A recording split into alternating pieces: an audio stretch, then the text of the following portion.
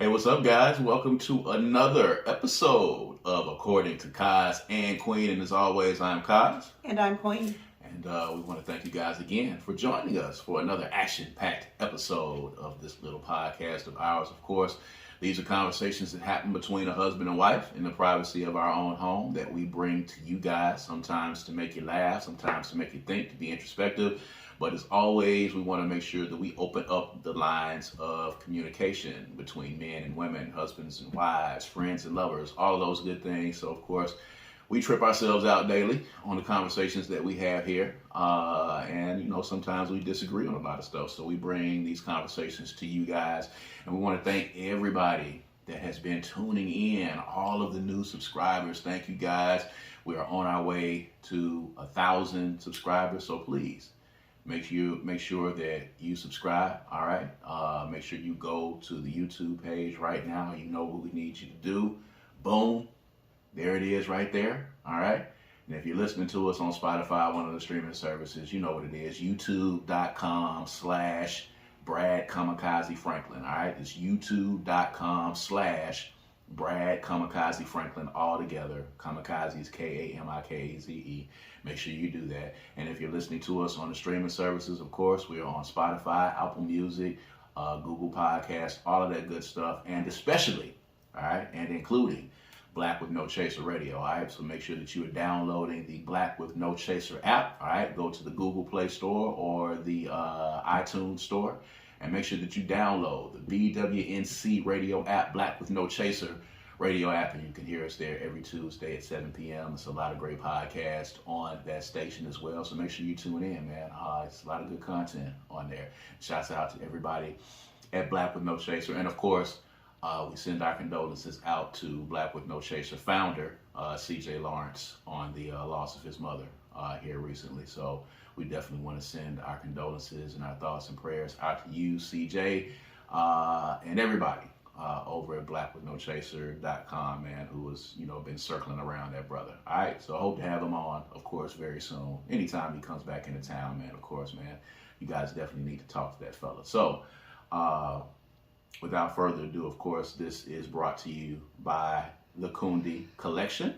And as you see, I have on another one of the Little Africa designs. All right, Mississippi is the cradle of civilization for Black folk in this country, so we call it Little Africa. Just a phrase that was coined by myself and my rap partner, David Banner, in Cricket Letters.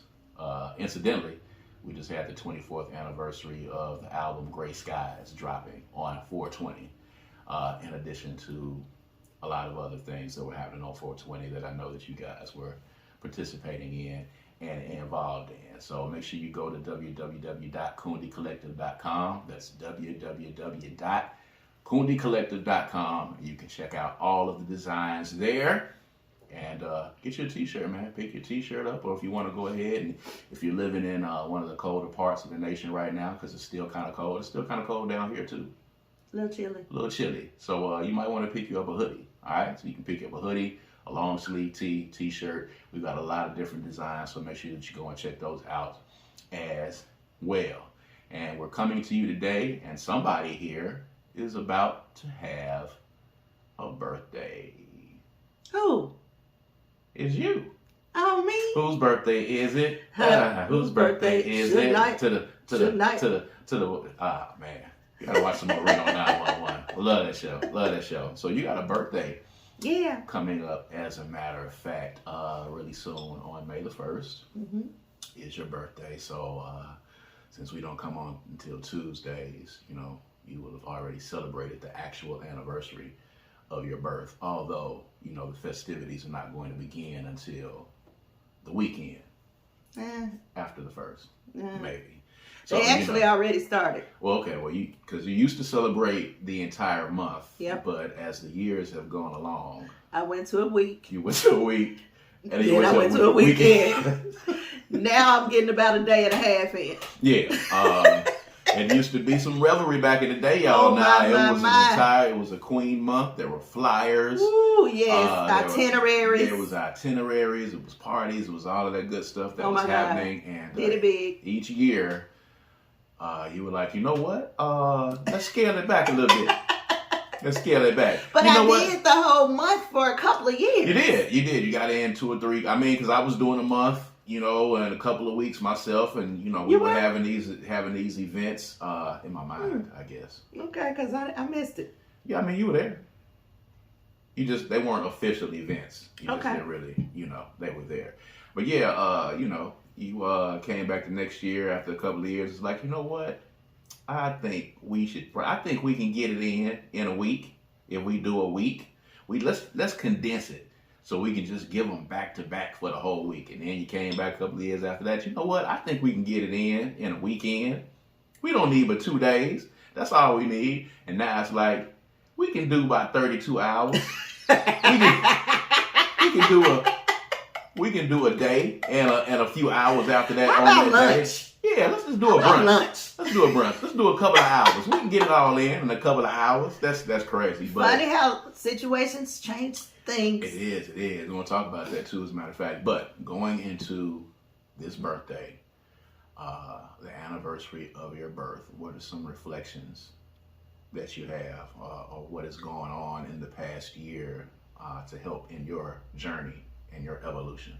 Well, if I'm really frank, this is the week before. This is the week where I do my intentional self-evaluation. Mm-hmm. But since the beginning of Taurus season, which just a couple of days ago, actually, things have been falling on me that lets me know where I need to put attention to. Mm-hmm. Basically, I'm going to be concentrating on how to welcome and embrace the new me that I haven't been before. Mm-hmm. Not revisiting a person or a version of myself that I have been, right, but getting comfortable with being new and being somebody, like not just being new to other people, but being new to myself. I think a lot of people ignore that. Mm-hmm. And it's really important to me that I don't hold on to stuff that I no longer need. I'm very intentional about letting go of things. Like I put a lot of effort into making sure that people, places, things that have been a part of me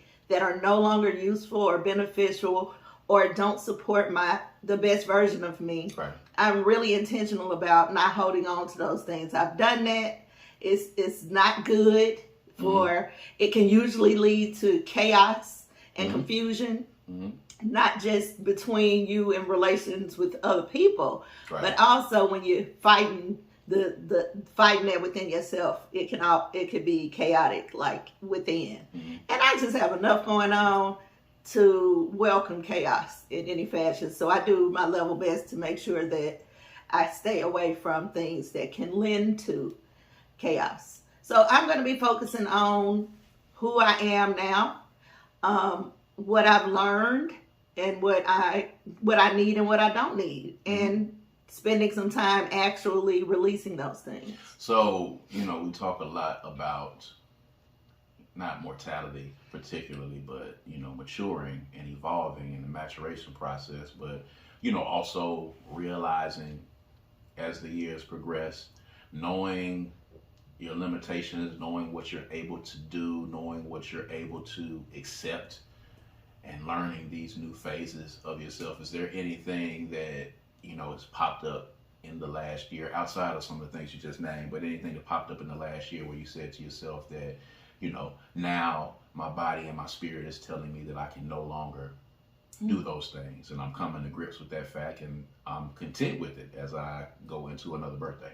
Well, I'm learning that my overindulgence in certain things are not necessarily the best things for me. I enjoy certain things, whether it's food or alcohol or my vape stick. Those things don't necessarily contribute to me being my best self.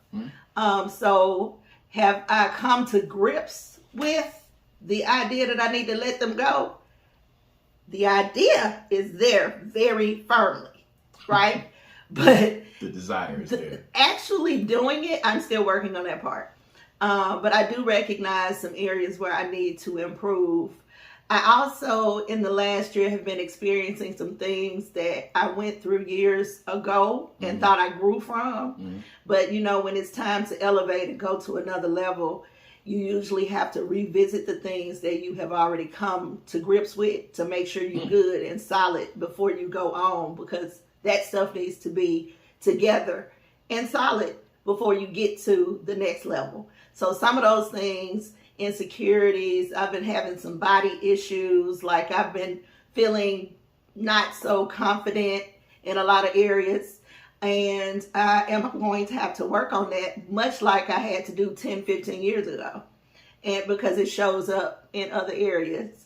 So I'm doing intentional work to remind myself of who I am. Mm-hmm. I'm watching things on TV. I know people think this is crazy, but I actually get like a charge, like plugging in a battery of watching certain things on TV. Not Grays. I see you looking all upside my face. I'm not talking about Grays. I'm talking about things like Black Panther, Wakanda Forever. I haven't watched Wakanda Forever, but I did watch the making of it this weekend. And it had me in such awe again at the beauty of us as African descendants. Mm-hmm. The teamwork, the family, mm-hmm. All of that came together to put the movie together. Watching the leaders, the head wardrobe person. I know it's a name for it. Forgive me. I don't know the exact name. Okay. Ryan, all of those people who were leading the charge, who carried such a wonderful spirit and energy, reminded me that at one time, I was a leader of certain things, and that mm-hmm. feeling, that thing that you carry when you're leading a group or something, that thing, I don't think it's there when you're not actively leading, but it's necessary. So if you're not holding on to that thing, then you kind of miss a step. So even though I'm not like heading a charge of something currently, I need to remember that feeling, because that contributed to my confidence, if that makes sense. And that's how you build your leadership skills too, by the way, by, just going to the next thing and leading the next thing, and coming up with the idea for the next thing, which I'm sure you're working on. Yeah, but I don't know if I want to lead anything anymore. That's another thing I got to work out. Okay. Yeah, I'm kind of in a really super chill mode. I almost, I love living, I love life, but I don't want to have any attachments. I think I'm getting there, because we talked about what I want to try to do within the next year, and removing myself from a lot of these charges that I have led. Backing out of no longer being involved in the planning for Juneteenth, or no longer being involved with the planning for the Mississippi Black Expo, and actually, like you for TAPS, the thing that is really actually like my baby that I created from infancy, now going into 9 years, eventually, and having actually had these conversations of, passing on the torch at Jackson Indie Music Week and having some other people to do it. I remember in year 3 or 4 of that, I remember Garrett Lee, who was a friend of ours, who was one of the original people that was working with Jackson Indie Music Week. He resigned back in year 3 or 4. And he said then that, he was backing out of everything that he was volunteering and that he was doing. All of the events that he was doing, he was like, man, I'm tired of doing it. I just want to go to events and just attend them and just be there and not have to worry about putting them together. I want to be a spectator, an attendee, and I just want to relieve myself of this and give myself time to go to events with my wife and enjoy events. Yeah. And, at the time, I was like, man, I wasn't even in the headspace even to think about that, because, a lot of things were beginning to start for me at that point. And then fast forward now to 2023, and I'm actually looking forward to, handing off some things and being done with some things. And to, there's this notion of, when your plate is full, or your cup is full, God can't put anything else in your cup or on your plate. If your plate is full, you're going to have to remove something from your cup, remove something from your plate in order to have some other things added. So in order for, me to find out what's next for me or for this family or whatever the case is, some of that stuff I gotta let go. Mm-hmm. And if you really want to see if your leadership was on point, those things have to be able to continue in your absence. Absolutely. When you're not there. So I think that's an important thing. So interesting that you said Grey's Anatomy. I know there's some of you that are listening right now that, did not join us last week on social media. There's this little thing that my wife and I do called Kaz Queen, whose live is the livest that we do on Facebook. And we both do Facebook Lives from our pages, and we compete to see who gets the most people to come on their live. And I had the notion, the gumption on last week to challenge my wife again to one of these. This was our first one that we did in 2023. And I know some of you are watching right now that betrayed me, that actually, come on, man, that actually turned your backs on me and did not participate in my live. And some of you actually went over to my wife's page and participated on her live. And that's what you're telling yourself? I ended up losing. I mean, I would consider them to be traitors, okay? Traitors to the cause. These are people who, follow this podcast and follow my pages, and they saw what was at stake. They saw the stakes that were there, okay? And for me, losing meant that I had to watch and have to watch 3 hours of Grey's Anatomy, a show which you guys have, heard on this podcast, on the audio and the video. You know how much I despise that show. I hate it with every fiber of my being. And I put it out there that I would watch 3 episodes of this broadcast of this terrible show because I was confident that I would win. That my friend circle would huddle around me.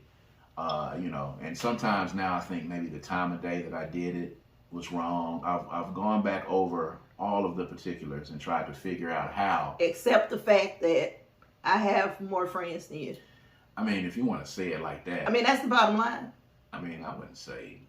And mind you, let us just say that you killed yourself because you were trying to make me drink Taka Vodka at first. Or Burnett's. At first. You, after the people, your friends came on your post and said, man, that's whack. Don't do that to her. The people were not too fond of that. They were not. That you were going to make your wife drink Taka? Like, that was harsh. I was just putting some stakes on it. Okay, yeah, but they didn't like it, and half of them came to my page to keep me from having to drink it. That might have been it. Duh. Nobody wants that. I will say that Plus, a lot of people also feel like you could probably take a little bit of an emotional roller coaster that is Grey's Anatomy. If they're familiar with Grey's, then they probably feel like it wouldn't hurt you to watch. There couldn't be any worse of an emotional roller coaster than what I have been on in anticipation of having to watch Grey's Anatomy. Mind you, to date, he hasn't watched anything. All right, it's only been a few days, guys, first of all. And I'm going to watch the 3 hours because I'm a man of my word. And when I lose what was that? I don't know what that was. That just automatically came out. You are a man of your word. I don't know why that came out like that. Okay, now I'm doing this for the people. No, I'm not. I don't know why that came out. It might have been from a previous comment you made. I don't know. It was delayed reaction. I've never welched on a bet. I never have in my entire life. Well, I'm not ready right now to watch Grey's, and I'm gonna have to watch it with him. So I have to watch it with me. Yes, I do. Why? Baby, trust me. I can film it. Trust me, I gotta watch it. No, it ain't about me needing to make sure that you watch it. It's about me being there for your experience. I want to be there for that experience. I can tell you what my experience will be. It will be horrible. Yeah, it will. If you say it will be horrible, it will be. You could say, I'm going to give this a chance, see what it does, see why my wife loves it so much. I've watched it. And then, no, you've never watched an episode from beginning to the end. I mean, I have, kind of in passing. No, you haven't. Not kind of. It's evident that you haven't watched it.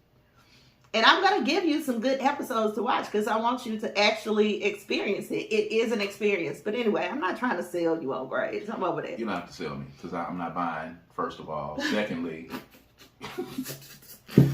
I'm not purchasing that. Secondly, I don't like it. I don't understand the concept of people in a hospital. Dude, we know. And you watching 20 minutes of that. I don't get it. General Hospital, by the way, was on. It's still on. Is it still on? It's probably still on. I think it is still on. All my life, General Hospital has been on TV. People like hospital shows. ER was on forever. People like hospital shows.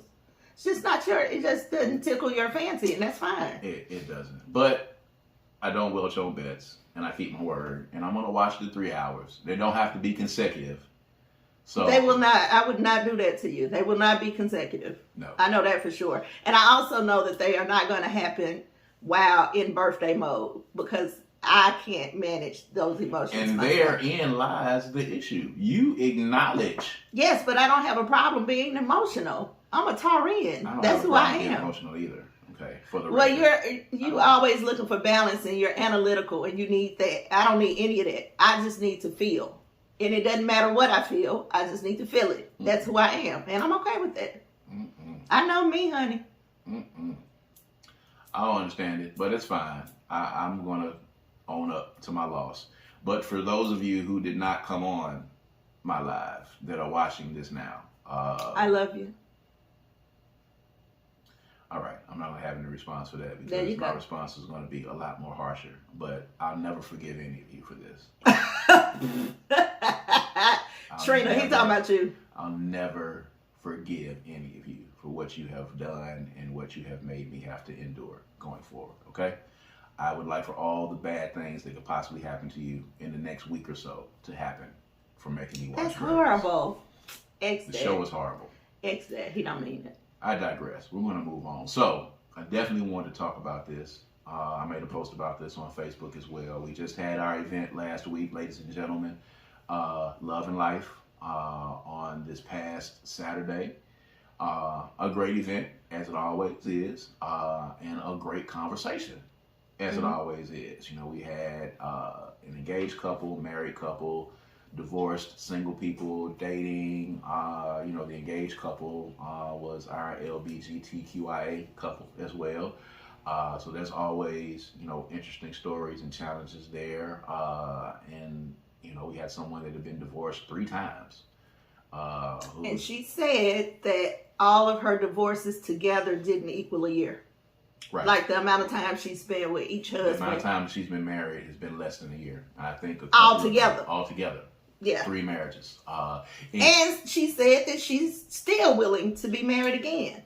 That was wild. I'm going to talk about that in 1 second. But if you're listening to us right now, okay, or if you're watching us, of course, if you go to our YouTube page, youtube.com/Brad Kamikaze Franklin, if you go there and look in the live section, because this was live streamed for the world, but you will be able to watch Love and Life 11 in its entirety. You'll be able to hear all the questions. You'll be able to hear all the comments. If you didn't get a chance to check us out on YouTube live and you weren't able to be there in person, you can go and check out the entire conversation on the YouTube page. So make sure you go do that. Make sure you subscribe. Make sure you check it out. Leave some comments. We always like to get feedback. I talked about this earlier a few days ago, a couple days ago on my Facebook page, as a matter of fact. There's always takeaways from the panel. And one of the things that I found interesting was from some of the people in the audience, actually, who were giving their testimony. And there were some people in the audience who, you know, one guy had been married on 2 occasions, and both of those occasions he was married like 15, 16 years. There was another young lady that was there with him that was married for 18 years. There was someone else in the audience that was married for 18 plus years. And they got divorces after being together for almost 2 decades. And they got divorces at that point. And I was like, wow. One of the things that stood out to me is like, wow, you're with someone for that long a period of time, that amount of time. What in the world could possibly happen to make you at that point say, okay, I don't want to do this anymore after you've put in that much time? But then in having the conversations, you find out a lot of these people got married in their 20s, early 20s, early on. And I think back to you and I getting married, and I think about the fact that I did not get married until I was 39 years old. It was a month away from my 40th birthday. And I realize now that, and me and you have talked about this, that there was no way that if I'd have got married in my 20s or even my 30s, in my mid 30s, probably wouldn't have lasted 2 years. Why do you say that? Because I wasn't ready. Wasn't marriage material. I mean, you know the story about, me being with my son's mom and getting the ultimatum about, you got to either marry me or you got to get out. And I was gone before she got to the end of that sentence. I had packed up. I was out. Just because of the ultimatum. Just because of the ultimatum, but of course, because I'm a man of my word, I don't welch on my bets. I don't lie or I fake the funk. If that's the ultimatum, I'm not ready to get married. You knew you weren't ready. I knew I wasn't ready. So, I might as well just go ahead. I'm not finna beat around the bush or try to string you along. I'm not ready to get married. So I was gone within minutes of that conversation because there's no need. But I knew I wasn't ready. I wasn't mature enough. Even the first time that you and I started dating, for that 8 years before our breakup, I wasn't ready. I wasn't marriage material, and it would not have lasted. You definitely were not marriage material. But I don't think I was either. I don't think that I was in, I didn't know myself, and I didn't have the patience or the time or the compassion to know anybody else at that time during my 20s and my 30s. And I was doing music. I was, That's what it was. I was in the world. You know what I'm saying? I was in the world. So I was living, a rock star. I want to be rock star lifestyle. So I was not ready. But I always knew that when I got married, I only wanted to be married once. I wanted to be married to that person until death. And I wanted to be ready to do it. And that's actually what happened at the end of the day. But in hearing that, and knowing those folks and hearing those testimonies, the one person that said that she was married to the pastor for 18 years, and he walked in the house one day and said, God told me that you're no longer my wife. Like, wow. After that amount of time. And then I think about their age. Because when they got divorced, now they're in their 40s as opposed to what we would be if we went 18, 19, 20 years. But why do you think that is, though? I mean, this is a case-by-case situation. It is. So we don't really know what happened with this particular couple. I think what you're saying is that people who get married in the, younger, that they don't have a chance to know each other. But I don't necessarily agree with that. I'm also saying if you're going to last that long, why get divorced if you've been there that long? Because you ain't happy. I mean, yeah. That's enough. For some people. Yeah. But I think that what happens is they stop doing the work within the marriage. And it becomes like a habitual thing, familiar. They do the same thing all the time. And I cannot see how that would work. Love is a beautiful thing, but marriage is not just about love. It's about honor, respect, admiration, building, growth. That's where the problem comes in. Mm-hmm. If you're not growing together, there's going to be a problem. And what I generally see is that one person ends up growing in one direction and another person grows in another direction, or one person steadily grows and another person does not grow at all. Mm-hmm. So the object is to make sure that you stay on the same page and that growth is happening. Communication is happening. When you start getting to the point, we do this all the time. Mm-hmm. When you get to the point to where you feel disconnected, if I feel like I'm not disconnected with you, I will sit you down and say, listen, I don't feel like we're connected. Right. If we go 2 or 3 weeks and we snapping at each other, or everything I say getting on his nerves, or everything he say getting on my nerves, we sit down and go, look, something is wrong here. We're not communicating. I'm not feeling you. You're not feeling me. Whatever, we need a date night. We need a trip. We need to put some energy into what we're doing, and we need to have a conversation. And we have very candid conversations, even though they are hard. Lord knows they are hard. Oh, man. Even though they are hard, they're hard to hear and they're hard to say. But because we believe in what we've built and we believe in each other individually and collectively, we have to have those hard conversations. So I think that prevents us, and I'm hopeful and I pray that prevents us from one day waking up and not knowing the person that we're laying next to. Mm-hmm. And I think that happens often in marriages that don't work. I've seen people in marriages where one person is doing all the work. Oh yeah. And it never works out. Mm-hmm. Because it takes two. When y'all got married, y'all became a union. That means two parts. One person cannot do all the work.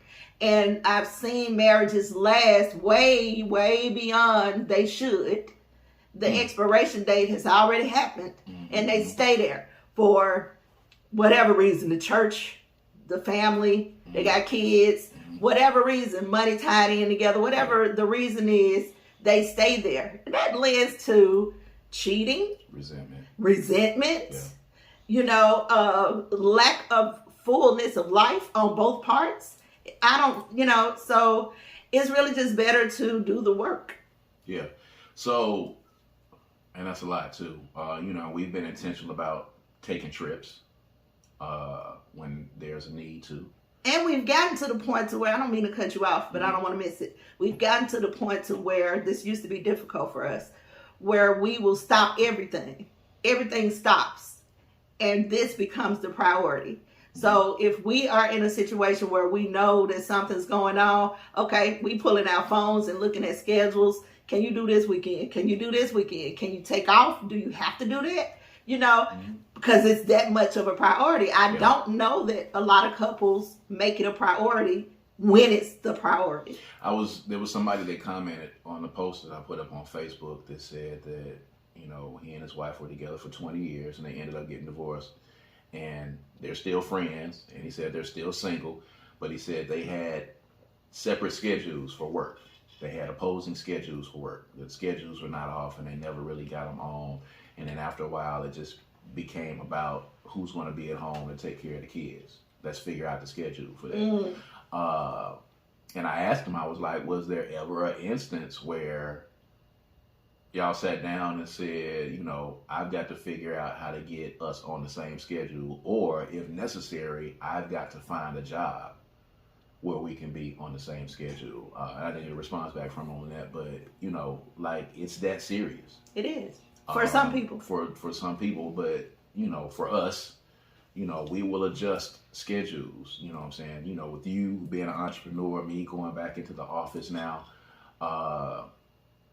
Sometimes schedules don't line up, but, even so much as, we've had the conversations about, when I come home from work, instead of going to the gym in the evenings, trying to get myself up in the morning and push through, 4:30 in the morning, going to work out before work, because it's important to me to be able to come home and be able to have time to sit and not come right home and have to get into other stuff. Because I can come home, go to the gym, take an hour in the gym, and then take 20 minutes on each end to get ready and come back in. And by that time, it's already, 7:30, and then you sit down, and then by the time we eat, and then, I'm ready to lay it down. Yeah. Fast. So you do that for a couple of months in a row, and then you completely build that distance in between. So you have to be intentional about, even if it means switching jobs. Like, you got to be intentional. I mean, you do it as long as you have to do it. I'm not telling you don't, take care of your family, but you do what you have to do to have and put that family together. I just thought it was just crazy that, to me, and I know for us, because we waited until we got married. Like I said, I was almost 40. And I know that helped me to be a better husband, even though I didn't have it together immediately. But it also helped me to be a better father also at the same time, because God blessed us with the little one, when we were getting ready to get married. So all of that helped because I had time to evolve. And it was just crazy to me to see people be together that amount of time and just not be able to figure out how to make it work. 18, 19, 20 years and not be able to figure out at that point, what happened, what were you doing in those other years? I mean, from the outside looking in, it's that simple.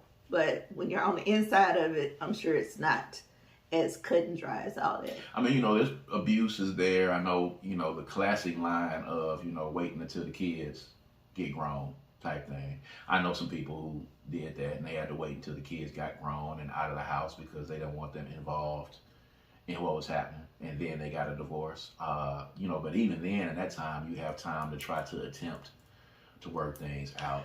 I've had clients, grown clients, whose parents did that, waited until the kids got out the house, who were just as affected by that divorce as they would have been at 12, at 22. Right, you're just prolonging. It's going to happen anyway, so that's not, the kid is going to have an aversion to that unless they 50. Like, so I don't know, but I'm not judging what people do in their lives. You got to do what works for you. But if you are married, marriage has to be a priority. Unless you got some other reason why you got married. Right. If the idea is forever, when I got married, I decided I was getting married forever. And that's what I mean. So that means that I have to do my part, and I have to do my very due diligence to make sure that he does his part. A lot of people feel like, well, I did what I was supposed to do. I did this and I did that. Well, if you doing all that, and you're not encouraging him in any way to do his part, then he may get lost in translation somewhere, and it becomes your marriage and not y'all's marriage, But one of the things that stood out to me this year from Love and Life is, well, two things. The first thing is love wasn't glowing and perfect and sunny this time. Right. Usually it's, oh, love, love, love, love, love. This time it was, a little, I ain't really all sold on this. I ain't really trying to date. I'm cool. Our male who was dating, he said he's single and mingling. So he was like, yeah, I'm cool on that. I don't want no woman. I'm just doing what I'm doing, And you can't even really knock him because he knows who he is. He knows what he's doing. The people he know what he's doing. Right. The young lady that was single says she wants love, but she doesn't really have time because she works a lot. And also she has difficulty with the approach.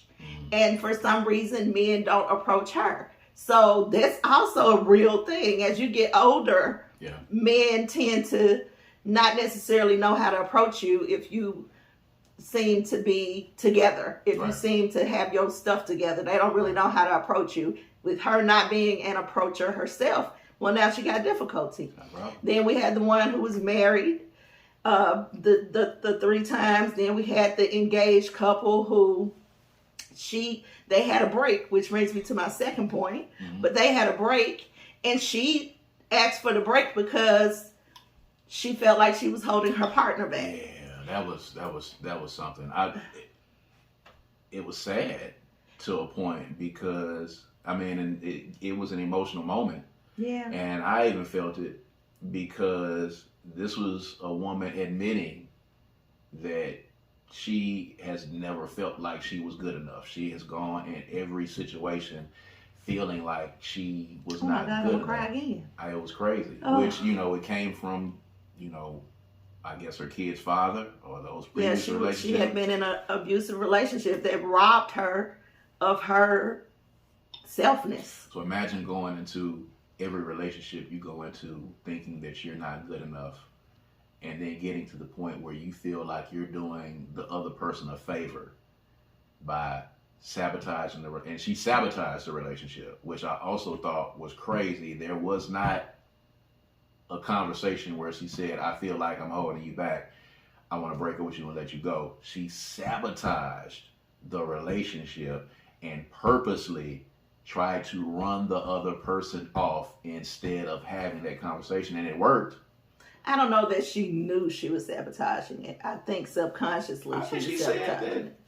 Maybe she knows now that she was self-sabotaging. But when we got together, when you met me, I didn't feel like I was worthy either. That's not as uncommon as you think, especially for women coming out of abusive relationships. If they've been verbal, mine was everything that you can accept sexual. It was everything. Verbal, mental, emotional, physical, all of that. So by the time you met me, and you may remember, I didn't really think I was worth anything, but I had spent a little time out in them streets, and I was feeling really good about myself visually, inside, not necessarily. So I was going through that. I'm the shit. Girl, you ain't shit. I'm the shit. You ain't shit. You know what I'm saying? Back and forth. Mm-hmm. You actually helped me to grow out of that. So if you can find you a partner, don't wait and let God send them. When you get the person who belongs to you, they'll help you to get back to who you really were. But let's talk about this break. So you and I took a break, especially for younger people. We were talking about the people who get together at a young age, who stay together forever and ever, and then not. I often think when it gets bad, take a moment to separate and live separately and see if this is worth what you think it's worth. You don't necessarily have to stay in it when it doesn't work. And you can still know, like even she said, and I say, when we were on our break, I never thought we weren't going to ever end up together. I knew you were my husband. But I was okay with not being with you until you were ready. Something in my spirit just let me know you were going to get ready. So, but I was still very surprised at how far you came so quickly once I was gone. It was jarring. It shook me right back to where I was supposed to. So this is the kind of learner I am. And I want to talk about that in regards to how we communicate when we're having issues. You were talking about, how different we are in that respect. For me, I have to sometimes be jarred into, not submission, but I have to be jarred into reality. I got to kind of get that cold water splashed on my face. I call it pushed up against the wall. I got to get that slap in the face to actually motivate me to do things. It's not the best way to do things. I'm just going to be perfectly honest with y'all. And I'm trying to get out of that as I get older and a little bit wiser. But for me, when I'm pushed up against that wall, like for me, when you're being critical of something that I'm doing, I want you to sit down and I want you to tell me what it is I'm doing wrong. And if you got to come at me harsh, because that in most instances is going to jar me into doing what it is that I was supposed to do or what it is that I need to do. So I'm very visual learner, practical learner in that respect. So when you walked out of the door that day, when you left, that was the slap in the face. That was the glass of cold ice water being doused in my face at that point for me to actually get it, and it jarred me in. And I immediately got it together and got it right. So prior to that, me packing up the boxes, me telling you I'm leaving on this day, none of that. I didn't know that you were packing up boxes. See, that's the thing. Baby, there was boxes all around. Were you blocking them out? No, I'm telling you, the day that I walked in, and this might be a revelation for you guys, the day that I walked in the house and you were leaving and they were coming downstairs with your mattress, that was completely new to me. That was out of left field. I didn't see any of the boxes. I didn't see any of that. Are you kidding? No, I'm not kidding. I'm telling you the truth. That was an absolute surprise to me when I walked in. So when you left the house that day, you thought everything was everything? I don't think I even saw or paid attention to it when I left the house that day. Wow. Dude, are you kidding? I told you the date that I was leaving. When I walked in, you told me the date, but I wasn't paying attention to that shit. We already had those conversations already, and this will probably be something that we have to talk about. You were like blocking it out. And I wasn't blocking it out. I didn't think you were leaving. We talked about that. I didn't think that you were leaving. I did not think your words were, "Who would leave me?" Yeah, that worked. Wow, that's crazy. And I'm embarrassed by that now. I'm embarrassed to hear that come out of my mouth. But I had to be honest with myself when I'm having this conversation with other men that I actually believe that. Those of you that are listening that might not be in the Jackson area, you might be saying to yourself, wow, that was really arrogant. But, around these parts at that time or around these parts, people know me. I don't know what that means. That was from the Anchorman. Yeah, I get it, but why are you saying I had many leather-bound books. People knew me. at the time, and I really thought at that time that no woman in this city would leave me. Got that one wrong. That's what I thought, and I got it wrong. So how did you get to the point? Because it seems to have happened with Felicia and Cody too. When we started back dating, how did you get to the point to okay? Because it came pretty quickly. I totally. You were ready to get married. You walked out, and it totally broke me down, and I had to build myself back up from that point. So for me, because I've classically been, sometimes full of hubris, growing up being a cocky guy, good at what I do, and kind of being cocky or overconfident. Some might say arrogant at times. For me, those slaps in the face is when I get totally humbled. When I get humbled, it jars me to the point where I'm like, dude, you got to get your shit together. And I was totally humbled by the fact that you actually walked out of that door. Because mind you, before then, there had been other instances of, threats of leaving from other women before. Oh. And it never came to fruition. I was always able to talk myself back in. I was always able to end up staying, even in the instance where I got the ultimatum about marriage. It wasn't exactly the same, but I was still able to talk myself back into the house, into the apartment for a while. So I thought that, my gift of gab was enough. You give it enough time and you let it kind of matriculate a little while, you can, you'll be good. You can get back in again. So there was never an instance where anybody left me, ever. That never happened before. So when you did it, I was completely humbled, and I was broken down to my very last corpuscle, and I had to build myself back up again. And I began, and I did a 180, and I changed myself, and I built myself back up to that point. And when I got up to that point, my spirit just said, now's the time. Now you're ready. This is the woman that was made specifically for you, and you need to marry her. And then that's what I did. And I didn't waste any time from that effect, because I had those 3 years to build myself back up. And I was finally the person that I needed to be married. And I was in the place where I actually went and bought a ring. I actually went through the whole procedure. I did not see myself going to get a ring and getting on my knee and asking somebody to marry them up until that very moment. And then it happened. And I went and did it. Asked you to marry me, did the whole thing. And that was me maturing at that point. So, that's how that happened. So, you coming down the stairs with that mattress was like, oh shit, you're doing this. And you was gone. And I stood on the doorstep and watched the truck leave out of Pine Trails Apartments. I watched the truck go out, and you was gone, and you did not return. I thought maybe for a second she was gonna come back just to get something. Like, if she comes back to get something, I'm gonna get her.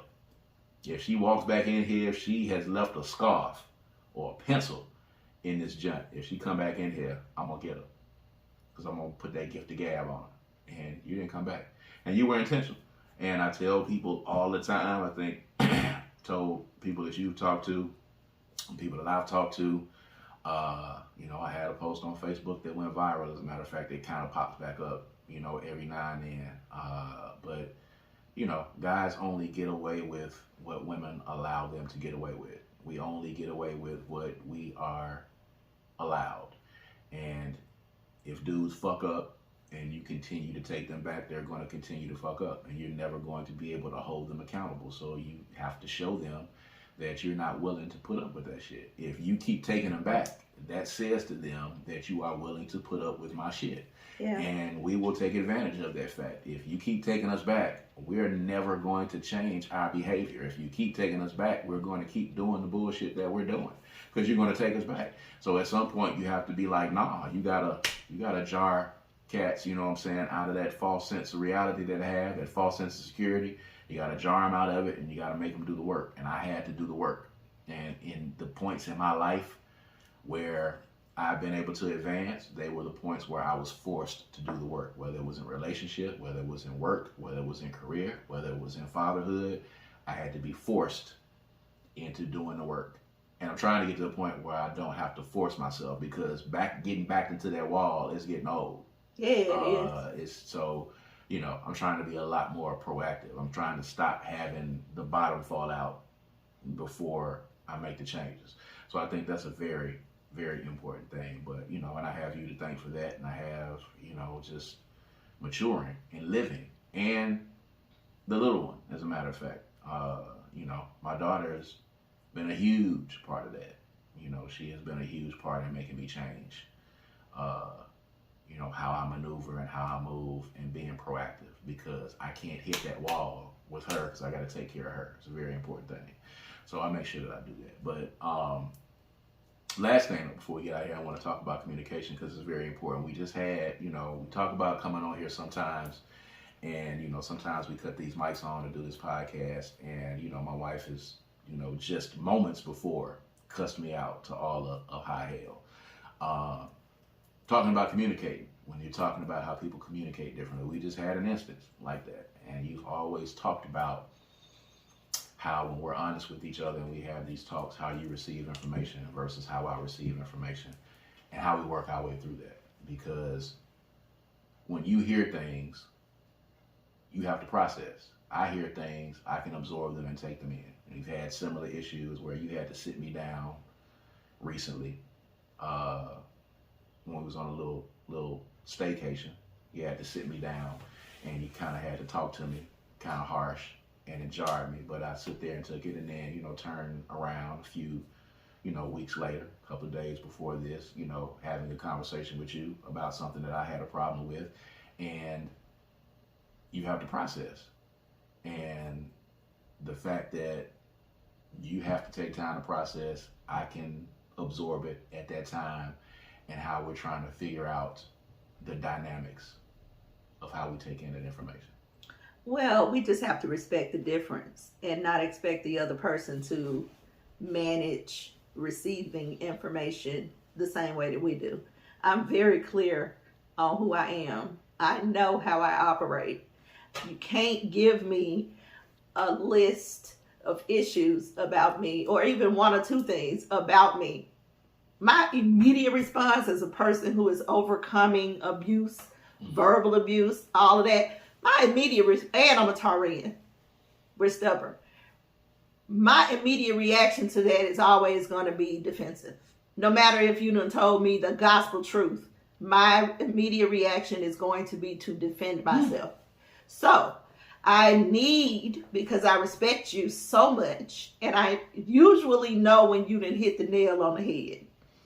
But to keep me from going to the place of defense, I need a minute to just be with what you said, think about what you said to me, absorb what I need, and release what I don't need. Because some of it is your emotion, and some of it is what I need to know to work on.